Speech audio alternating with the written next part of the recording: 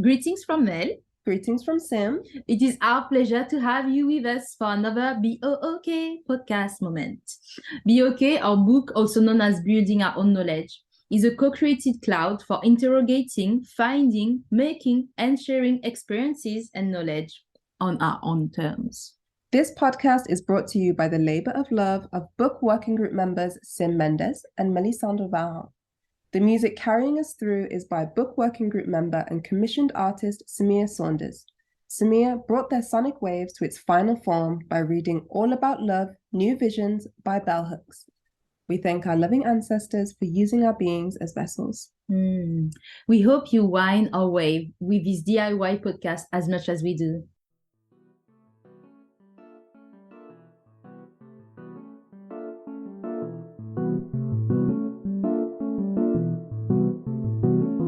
Open today's episode, and I am here. I am Sim. Welcome again to the book podcast B.O.O.K, Building Our Own Knowledge. So yes, me, Sim, artist liaison, podcast producer and facilitator, and I am here with Mel, the book artist curator, and I'm also here with Loraine, and yeah, we're going to get into it. We have Loraine here with us today, and she's actually recently published her own book. Yes, so at the time that this is recorded, Loraine will have a book launch on Saturday. Today is, what day is it today? Wednesday. Today is Wednesday. And there'll be a book launch on the Saturday. So it feels like the perfect timing to like get into it. So yeah, we're gonna go straight to you, Loraine. But maybe a little bit more about the book, just like the name of the book, because maybe by the time we release the podcast, Loraine will have published 4 books. So which book of Loraine are we talking about? That is true. That is true. So this book is called I Was Not Born a Sad Poet. Yes. Yeah, but I was gonna say we can let Loraine talk about it. Yeah, definitely. It's a book, as we were saying, by Loraine, but Loraine, Masiya, and Mponela. And as we were starting the podcast, I thought I will do so. Sim likes to do bibliomancy. Bibliomancy, yeah. Mancy, where you explain what you do. So bibliomancy is basically just when you like open a book on a random page to get something from it. To give you like a certain message. So and then we can proceed with the introductions, right? But I think that what I absolutely love with Loraine's work and with Loraine as a person is that Loraine always gives nuggets for meditation, something that's gonna stay with you like for time. So I used your bibliomancy process, and I went on I am enough. So I'm going to read Loraine to Loraine. I am enough. And maybe we can like use this time to like breathe and soak into it, and then we go to the introductions, as we were saying. I am enough. I was told I was only good for nothing. That was a lie. I was told as a woman I can't stand up and speak. I can't shine by being truly who I am. That was a lie. I was told I was only good for raising children, but education was a waste of time. That was a lie. I was told as an asylum seeker, I should zip it and be grateful even when it hurts. That was a lie. I then told myself something different. I am worthy. I am deserving. I am enough. That was no lie. I am enough. I was born great. I deserve all the best things in life.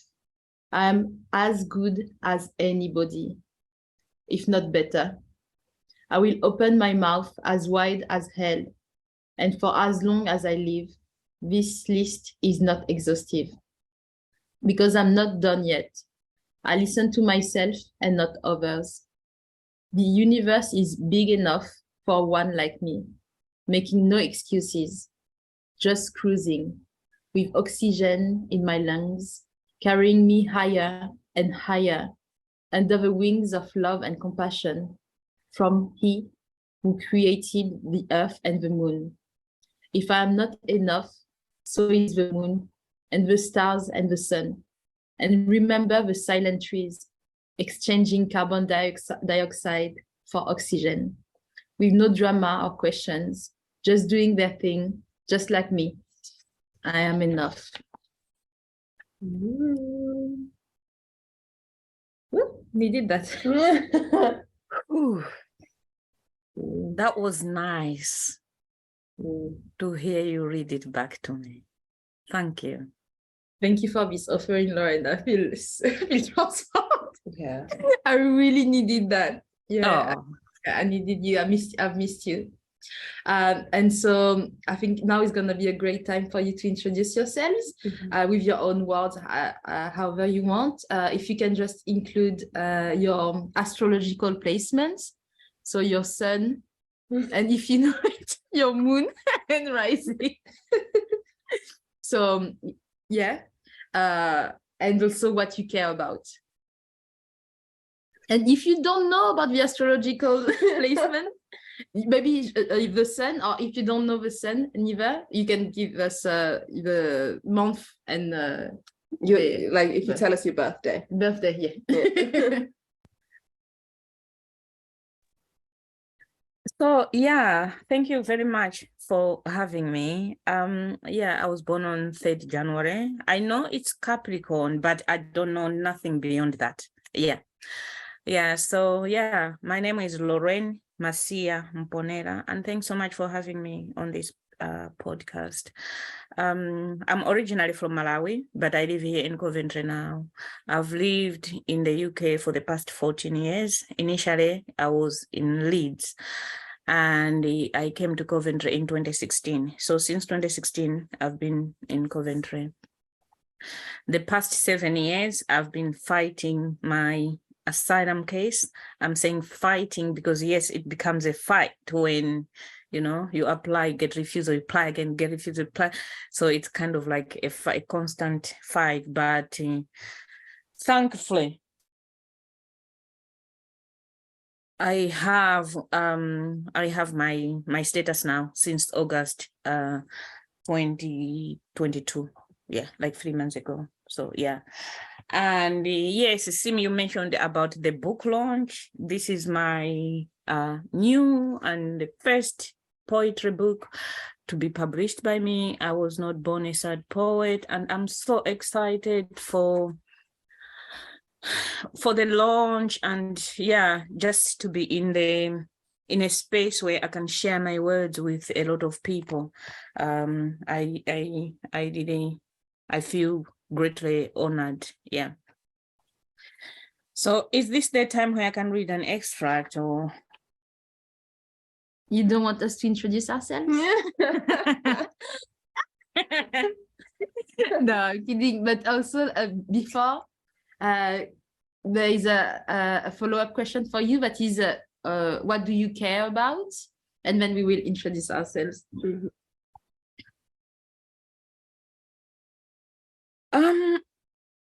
I care about social justice. I'm someone who is affected, who doesn't feel right, who doesn't feel settled when I see injustices flying around. So this is probably why I am an activist, because I just want to help bring change, whether that change comes or it doesn't, but that doesn't stop me from speaking or from taking action. Yeah, so I care about people. I care about we live in a world which is an eco, so I want to be part of the people that are contributing to try and make the world an eco place. I think it's something that can be achieved, although it will take time, but we have to work towards it. And we are the starting point.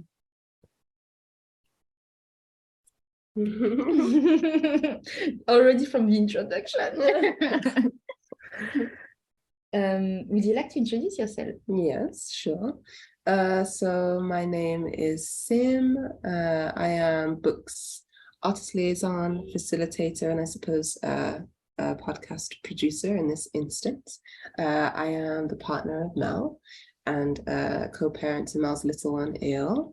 I am a movement artist, community worker, facilitator, and yeah, just floating around, trying to wind down for winter at the moment and slow down on work whilst I like pour the soil over me and like bring all my nuts together like for the winter. That's the zone I'm in. And yeah, today, I always do my placements in every episode, but I am an Aries sun, a Pisces moon, and a Sagittarius rising. And today I'm feeling more Pisces-y than anything else. And yes, so yeah, today I care about a balance between being aware of the things that are happening in the world and taking care of ourselves. Yes, so being aware and holding truth without being like living within illusion, but also holding our bodies tight for us to grow. Yeah, I'll keep it short and simple. Hi, Mel. Hi, Mel. Hi, Mel. Yes, my name is Mélissandre Varin, Mel. I'm someone that is moved a little bit more every day by divine power supporting me to be to feel, you know, a bit more every day. I'm a co-parent to Eyal, Sim's partner, lover, and admirer. Loraine's family member, even if you let me in, I feel very like family, but I feel that Loraine is in my family, but I'm not sure if I am in their family.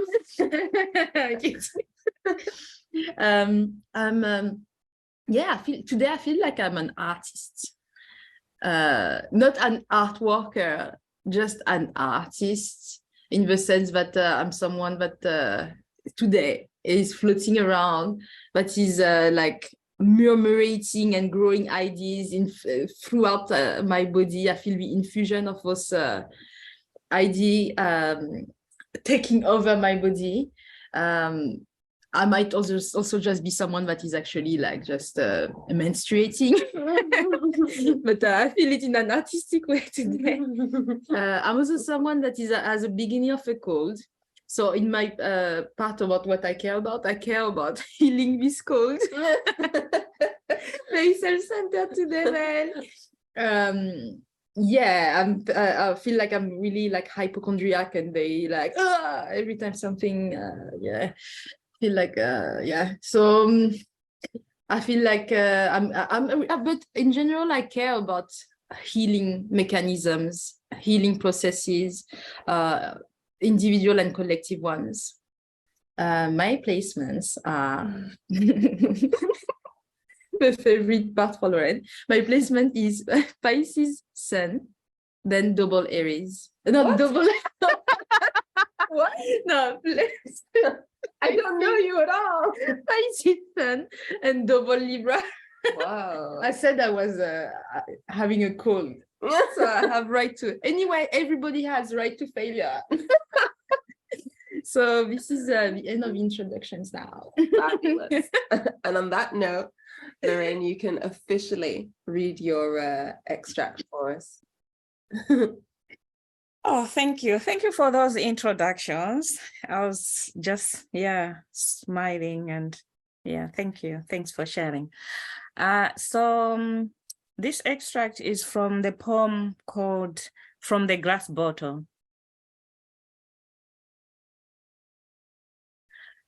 I'm shouting, screaming for attention, tears streaming,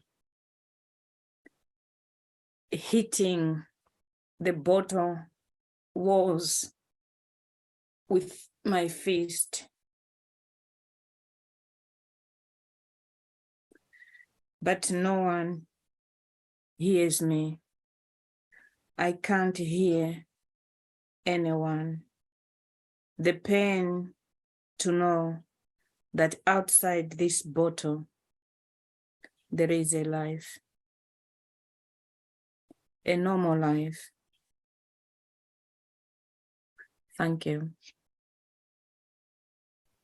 Thank you, Loraine. Wow. Yeah. Yeah, we're currently have no words. So yeah, usually it's like, yeah, we'll have a like discussion around it. But maybe you can tell us maybe your fuel, what fueled you for that poem. Also, when did you write that one?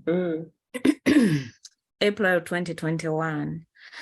I was the guest speaker at the Migrant Help Mental Health Conference, mental health in asylum seekers. So at the time I was still asylum seeker, and because I was the guest speaker, I was given like 45 minutes to talk. So it was quite a long, and I had to, to go deep. And this is where this image of it being in a glass bottle came up. So this poem, I was summarizing that speech. Yeah. But it came from this long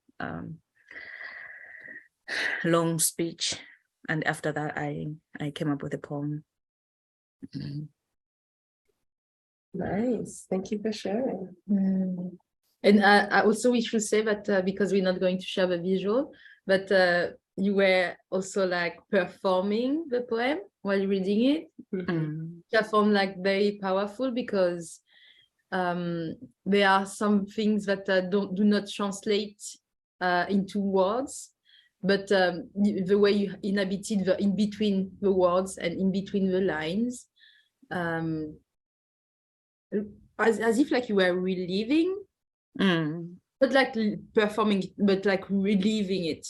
And I know that I think that your work is extremely embedded, like impregnated with the process of writing vulnerability from lived experiences from your body, but also like beyond for your community and from yourself.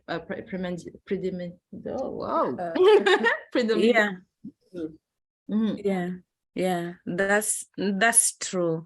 Almost every poem in this collection has a bit about myself. So yeah, it's my life experiences mostly, but there are some which is also like collective experiences. But majority of them is personal. I think that as you were speaking, it was also like very transporting to me because it feels as if you're not a single being speaking.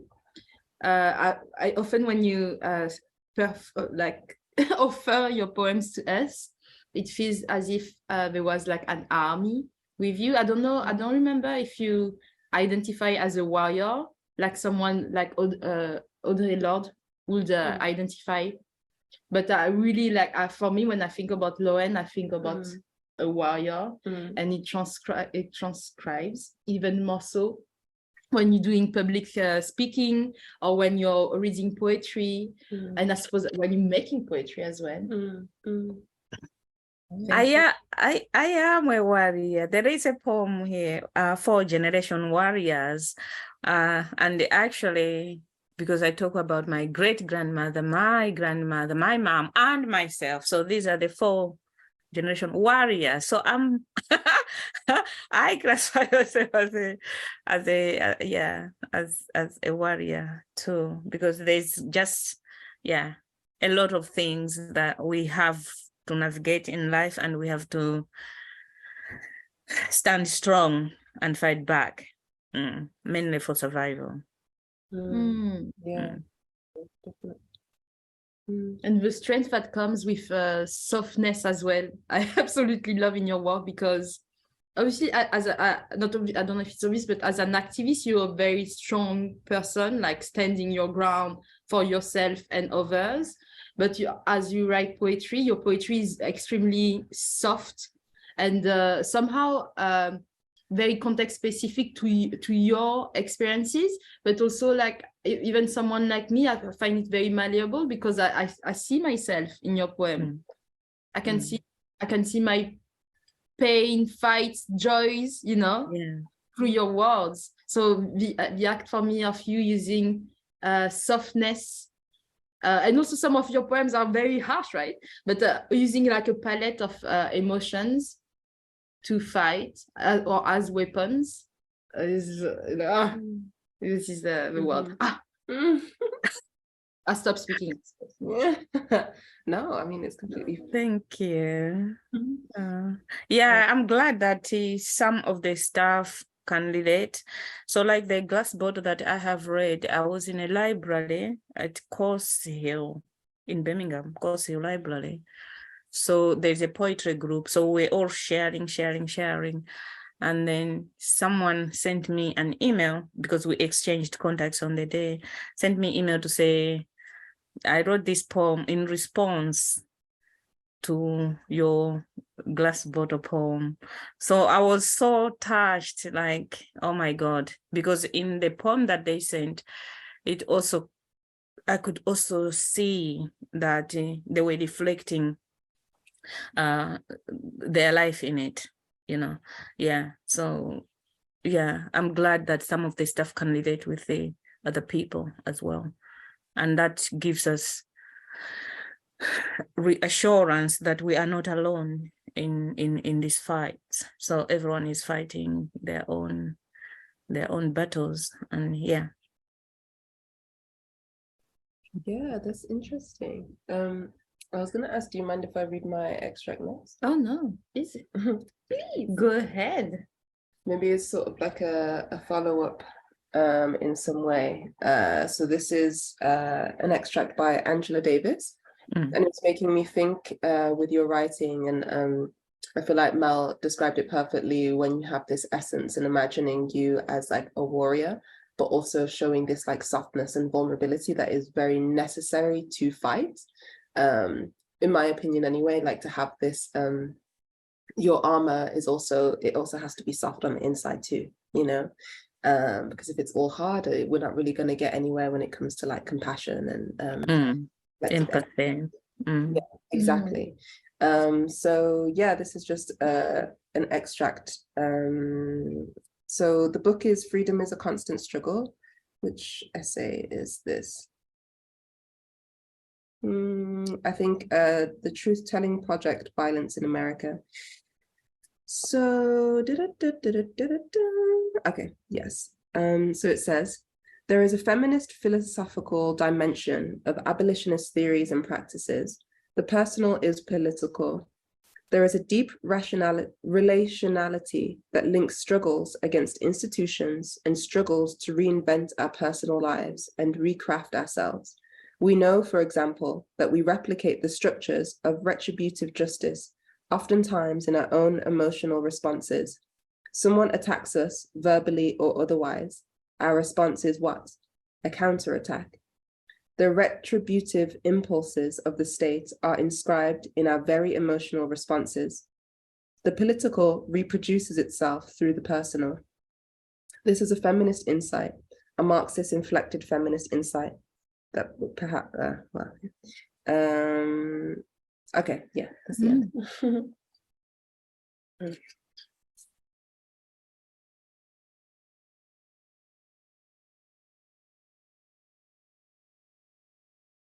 Do you want me to read it again?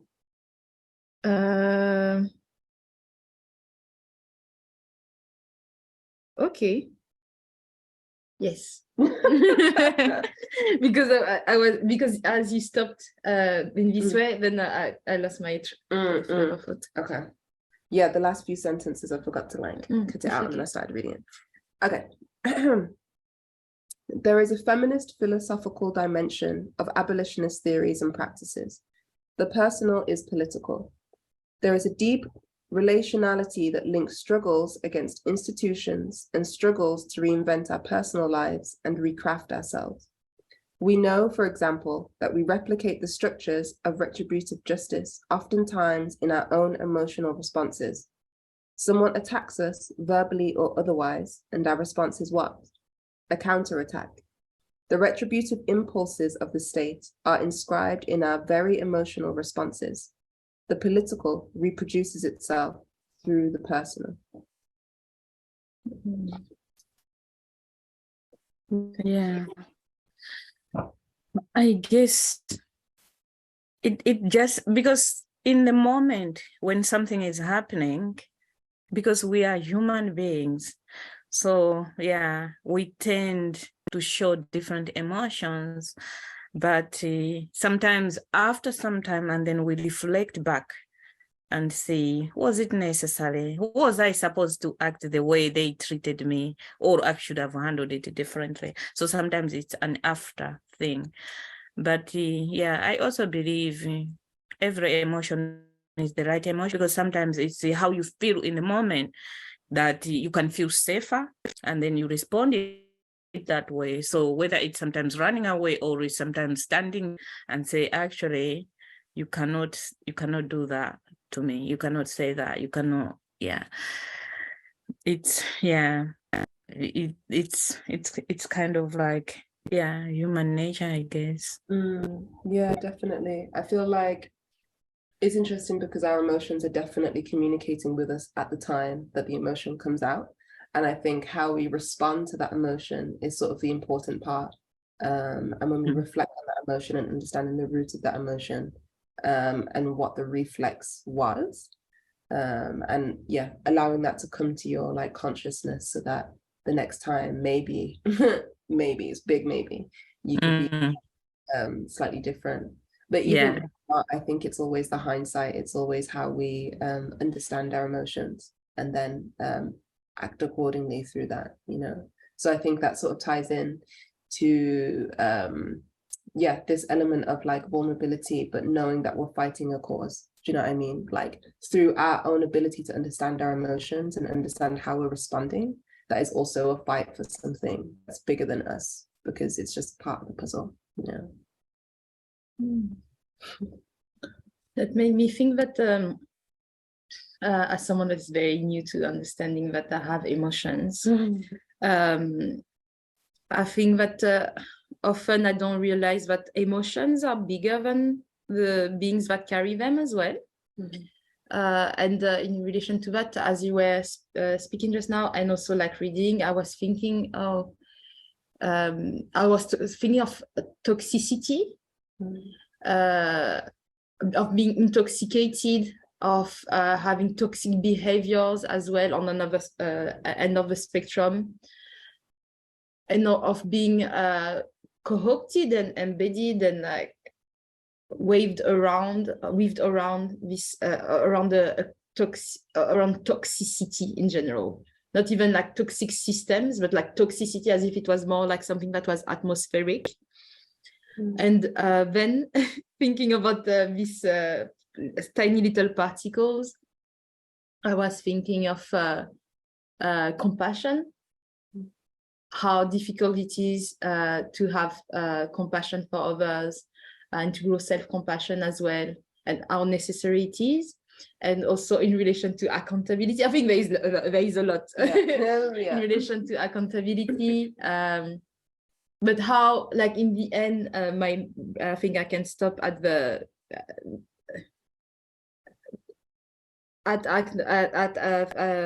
observing the toxicity, the ambient toxicity, toxic atmospheres, and attempting by holding each other's hand or by holding our own hands to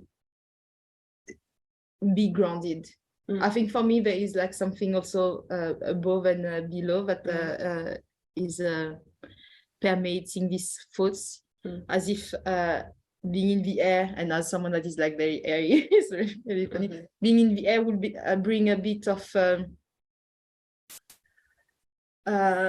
danger, maybe as in like, I don't know, it's very complex what I'm trying to say.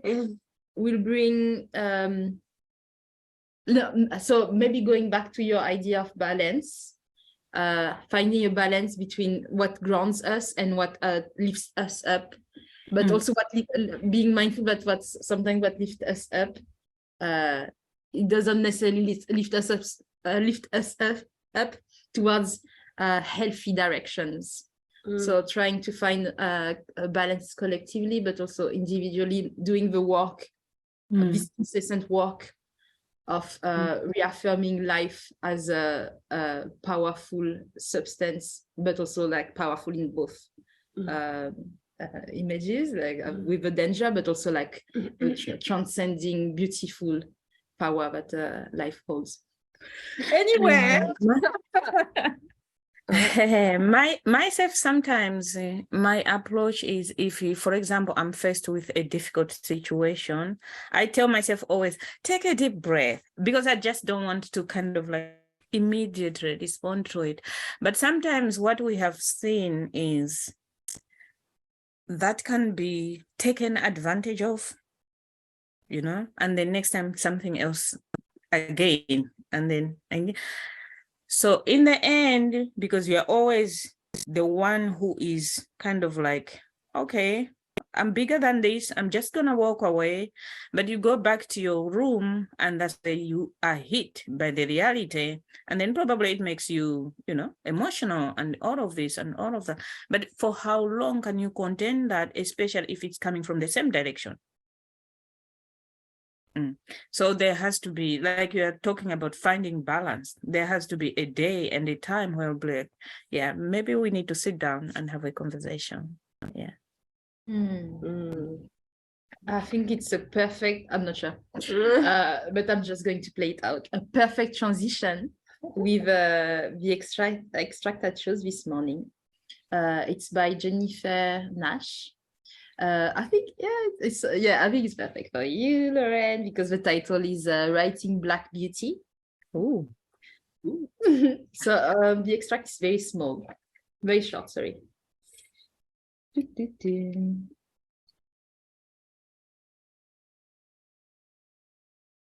Okay.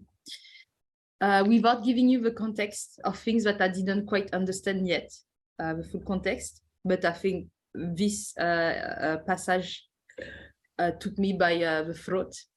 So here it is. I borrow the phrase, her shape and his hand, and inflect it differently because I'm interested in the presence of a man I do not know, a woman I imagine exclusively as my mother, but who has lived lives that far exceed both what I know and what I can imagine, and a history that is being eaten away by neurological changes I cannot fully understand. I use this phrase to describe a history I do not know and that is not mine to know, a history I might not ever be able to access. I am then using the phrase to track both a history that is lost to me and a history of loss. I'm going to go again. That's okay.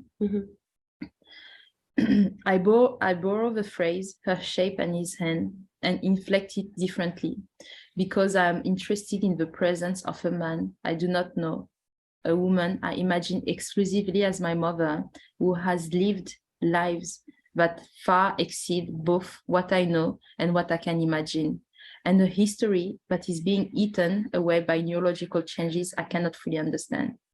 I use this phrase to describe a history I do not know and that is not mine to know, a history I might not ever be able to access.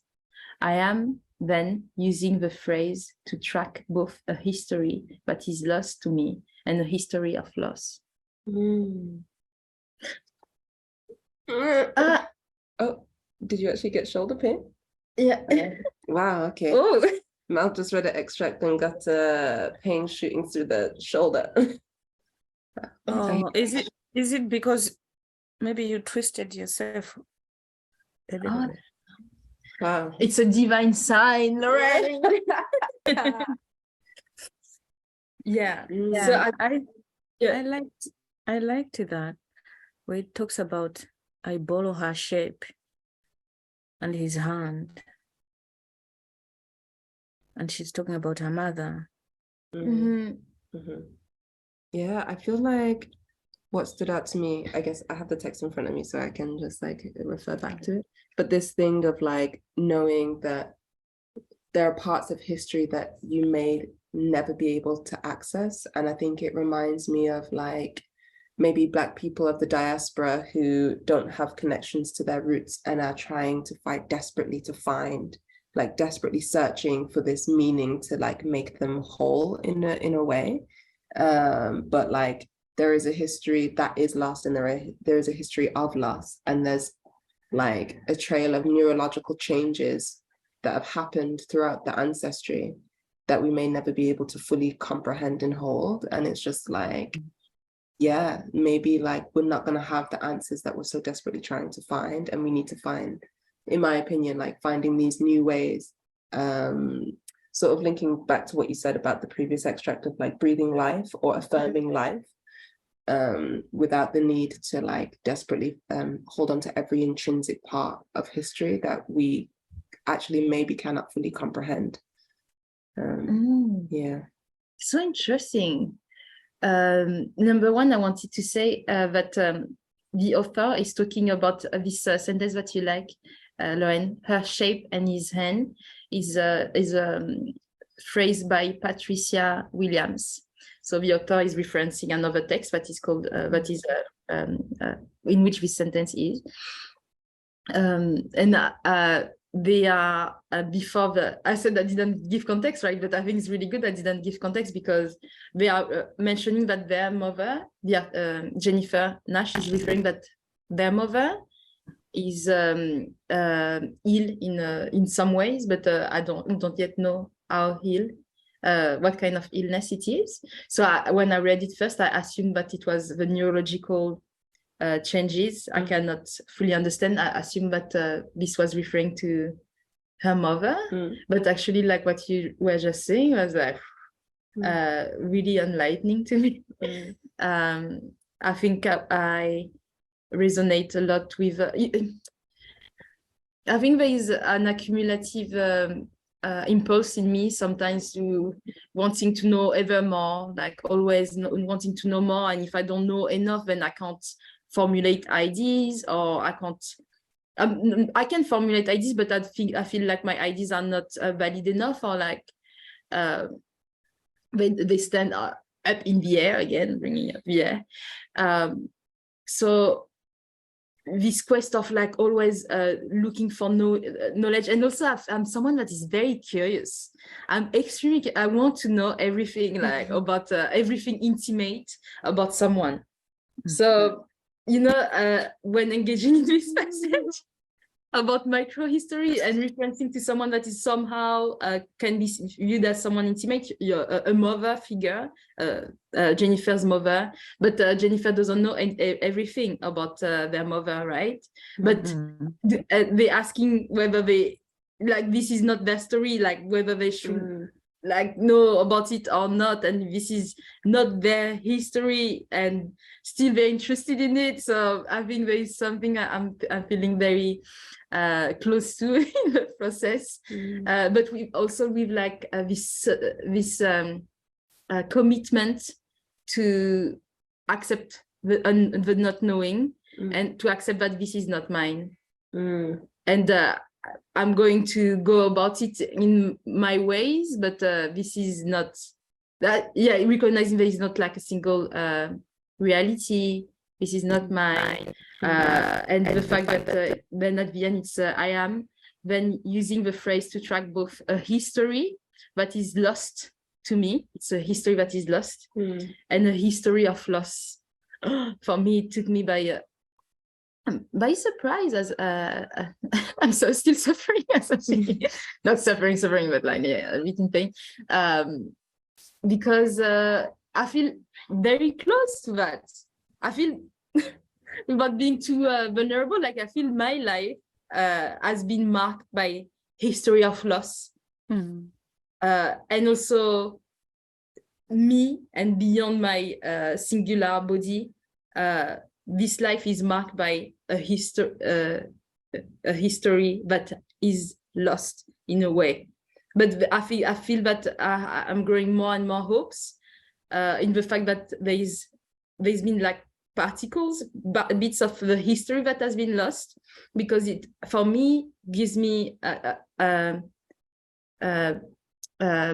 power or agency to imagine, to fill in the gaps with what I feel more comfortable with, or just fill in the gaps. So there is like a reimagination process that I'm feeling comforted by.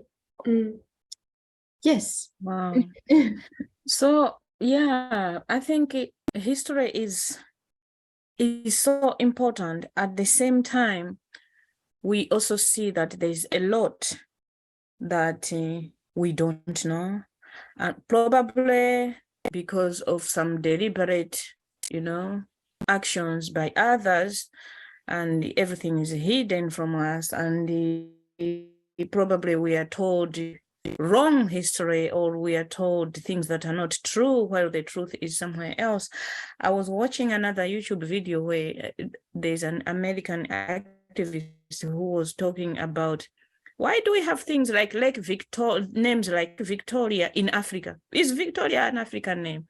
So it kind of like gave me also to start thinking in terms of like what other names are not, original, and how did they come about, for example, in that case.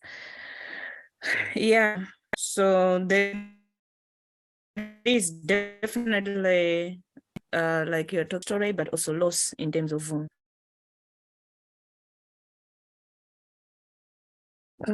Loraine, the connection is jumping a little bit. Can you hear us?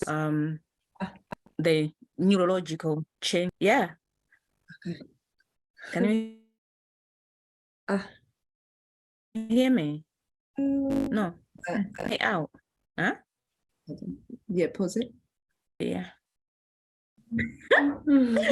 So the connection was jumping a little bit, so we paused and we're back. We're back. Yeah, so we were last hearing when you were saying that the name Victoria in countries in Africa, and being like, how did this get here? Yeah. So this YouTube person was talking about that, to say Victoria is not an African name. How did it even end there? So for me, it just gave me kind of like to think a lot about different things, really. So yeah, there is probably loss of things like that. What was the original name, for example, of other things that have been maybe renamed and all of that? But there's also loss in terms of like in this book, is this extract that you read about the neurological changes, where we are no longer the same probably as our ancestors were. Yeah, and I think that in this passage is I don't know if Ben is gonna broaden or not, but it seemed to be specifically about micro history in a way, like the history of one's mother, but is then also like coming into contact with the history of the grown-up child. And how, like, also I think it's like touching upon what you discussed previously, it's about consent, what about boundaries as well. How do you respect like untold boundaries? There is a bit of like, I feel like some stuff around secrets and around curiosity and around the fact that this is like your history, but it's also my history. It's also constitutive of me. So a lot about also intimacy, and there seems to be like an attempt to be tender in the way things are thought through. Actually that definitely, and I guess I'll make this the last comment. It definitely makes me think of when we use our family's history to tell our stories, but then sometimes this curiosity can become extractive. And that just because they're our family, it doesn't mean that we necessarily have the right and the ownership to their whole story and their whole history and their whole, do you know what I mean? Which is interesting now, like that I say this out loud, because it's not something that I like fully considered before, in terms of like trying to understand oneself and one's history and one's loss through extracting from those that came before you, rather than like approaching it with tenderness. Jennifer definitely approaches it. Yes, definitely, and that's why it's really nice. Fantastic. So now we're gonna go to the 3 questions. We should do this for every episode, this transition. Okay, first question, Loraine. Who was waiting for you to be born?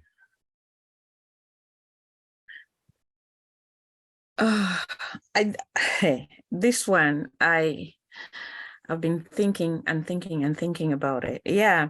So I guess answering it literally, I would say my mom, because she carried me and she was waiting for me to be to be born, and I'm sure she was, excited, waiting for me to be born. But I would also think, was it my son? Because he did not born to other parents, but he was born to me. So how was he waiting for me? And in both these figures that I'm talking about, these are also people that are so important to me, and I guess just like they are important to everyone.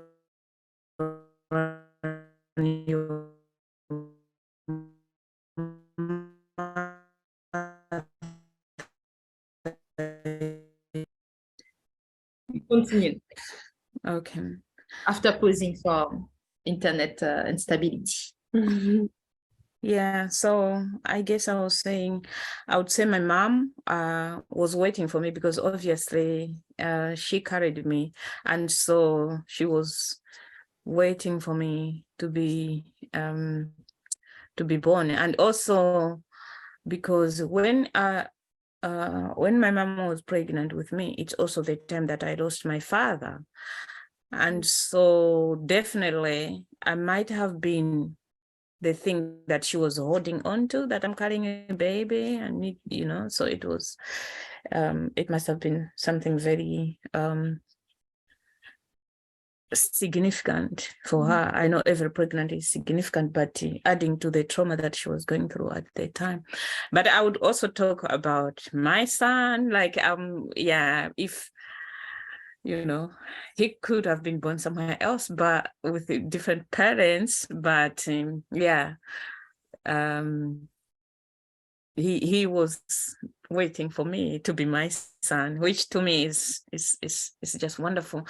And both of these, they've been, wonderful people in my life. And so, I could not. I mean, even given a second chance to choose, I could choose the same people, really. So, yeah. That's beautiful. Like, it makes me think of like this bright white light that is just like passed down through like the of like those that are waiting for you, like those that are not here in this world but are still waiting for you. You know, I think that's so it's so nice to think about it in that context. Wow. And yeah, I guess the next question would be, who is holding you tight for you to grow?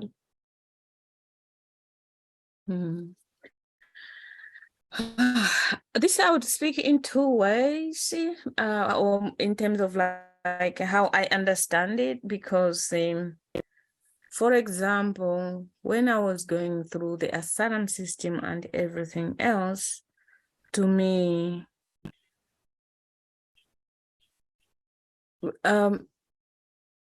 there was no growth in one part, but there was also a lot of growth in other parts.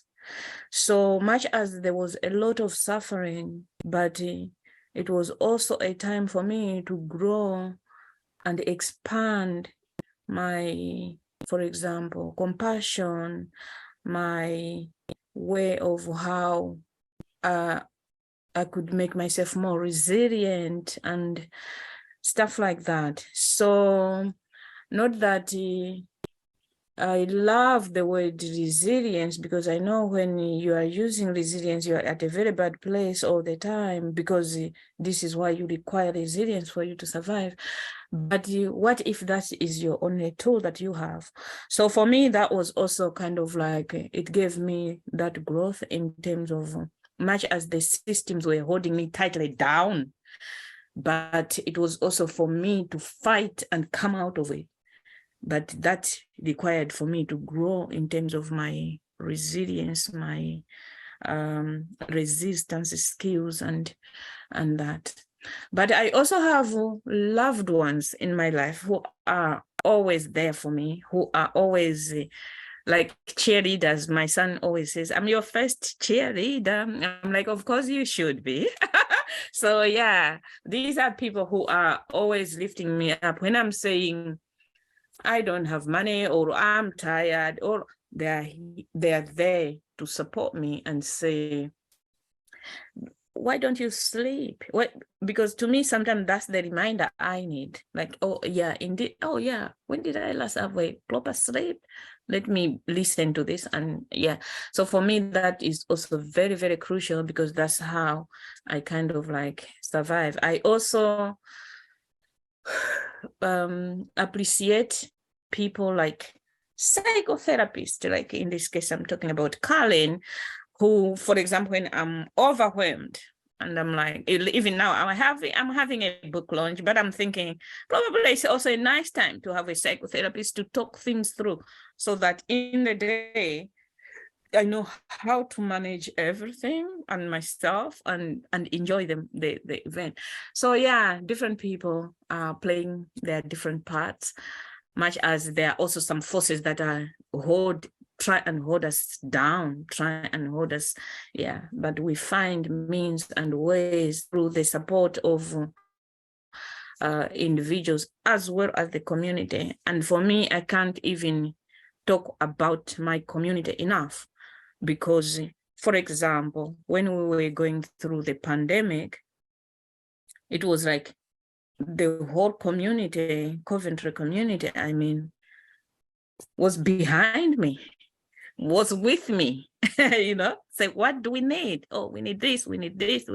So people, you know, setting up direct debits, doing so to me, it was like, yeah, amazing. To me, that was a moment which I will not even forget. So if you're asking me about who is holding me tight to grow, it depends.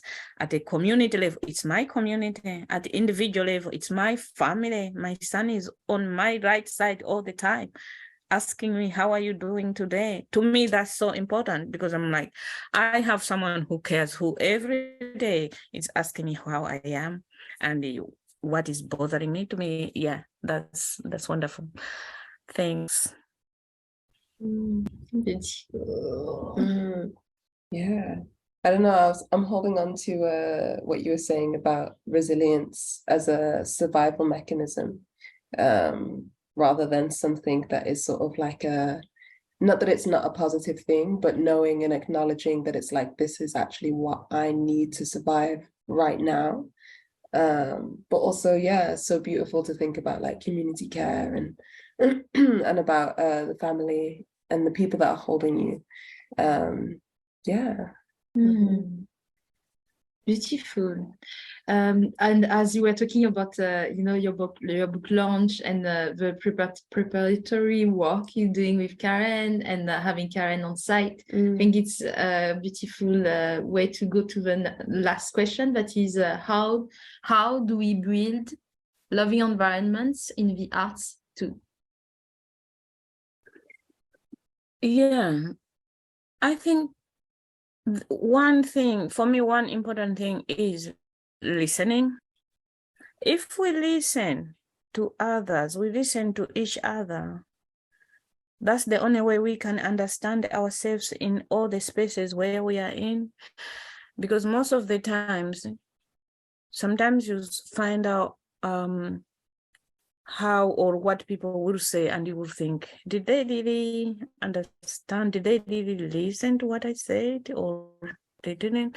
So if we listen to each other, that way we can understand everybody. So if, for example, someone comes in a space and coming late, if we listen to them, we will not judge them. But most of the times, if someone is late, and if you feel like, oh, I've been judged, that whole time that you're in that space, you still don't feel welcome because, of how maybe you have felt. So it's about listening to each other and taking it from there. Yeah. So that everyone feels safe in that space. Because if you feel safe in a space, anything is possible. We can achieve anything because everyone just opens up. You become yourself. You don't have to pretend. But if the space is not real, then there's always way you have to shrink. So when you are shrinking, definitely you're not bringing your whole self to it. And therefore, it hinders even the growth of those spaces because people are not being themselves. Why? Because probably they feel like they haven't been listened to, and so they don't feel welcome enough. They don't feel safe enough. They don't feel comfortable.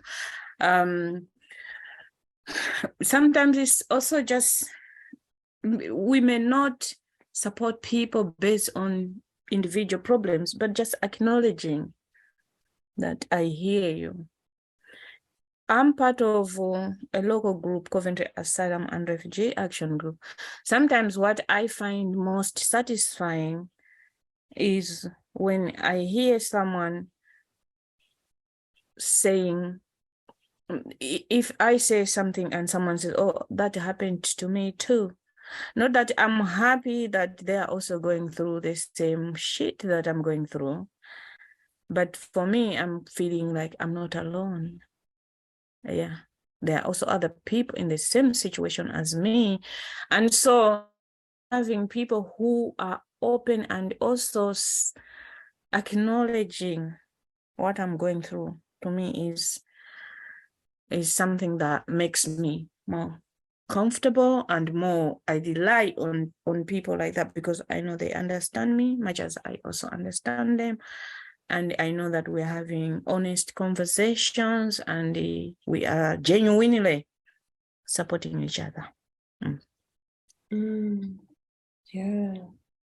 I feel like so many things came to mind when you were speaking, and for some, I was thinking of like these memories that I had of going to spaces that felt new and like returning to those spaces unsure and like super anxious, but there was like one person that remembered my name, and then they're like, how are you, like, with your name? And then something as small as that coming back, sort of like you're saying, like this power of being seen and being heard, and literally just how much it can make you like relax your shoulders.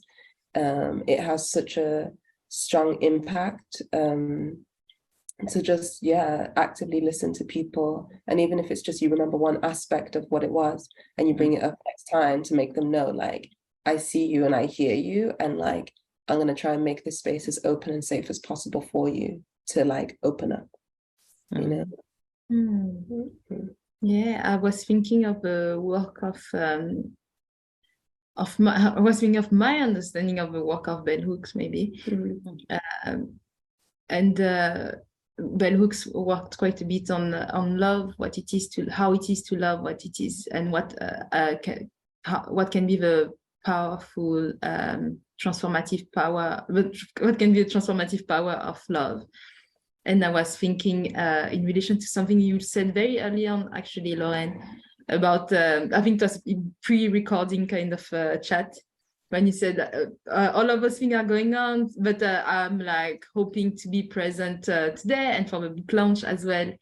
And so what you just said at the end now made me think of how important it is to remember that being present is an act of love, and being present is not like, okay, I'm here, so I'm present. It's actually like takes work to be present to oneself, to be in touch with one's emotion, one's body, and everything, and to be in a setting and as much as possible healthy setting inside of you first, to be in interaction with others. So I think it's also related to the pledge that you were making for, just listening, the basic need to listen to each other, because listening comes with the act of being present as well. And I think it's related also to something that you talk quite a bit about, babe, about, the micro movements, micro gestures that we do within ourselves and outside, that are often overlooked, but that actually are the foundation of us. I'm extrapolating because this is my bit. Actually, the taking my thoughts of us growing well, otherwise growing well nearby one another. So yeah, it's been such a pleasure to grow nearby you again, Loraine. Like, you are to me someone that is extremely warm, inspiring, invigorating. You I don't know, like you really are. When people talk about living ancestors, not because you're older than me, but because you're so much wiser than me. You are for me like a living ancestor. I love spending time nearby you. And thank you for sharing all the offerings that you're sharing every day with your community, with people in Coventry, with Black artists, Black activists as well, artists and activists in general as well, but don't have to be Black, but like, thank you so much, Loraine. That's the word, generous. You're so generous. And you are saying a living ancestor. Oh my God, that's deep. And that's coming from Mel, honestly. Honestly. Oh my goodness me. Thank you so much. You're very kind. You're very kind. I feel privileged myself to be with you two amazing people. And I always learn a lot when I'm in the same space with you guys. And yeah, it's been a pleasure.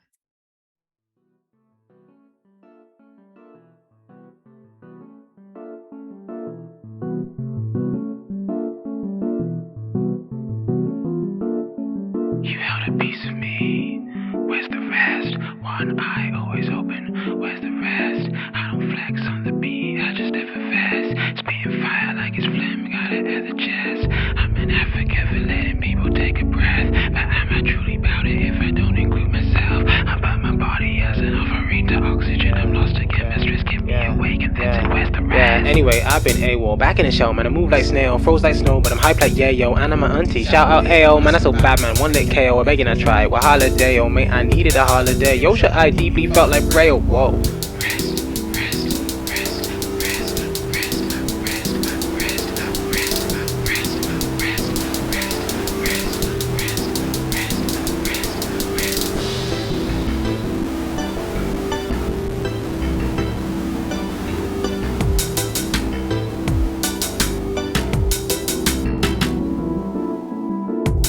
I fall back on self-surveillance. All these eyes pray for a stone. Watch my tempo, watch my cadence. Scrub the code, I'm insecure. New personas are created. No one's mortal anymore. Saw myself again, I hate him.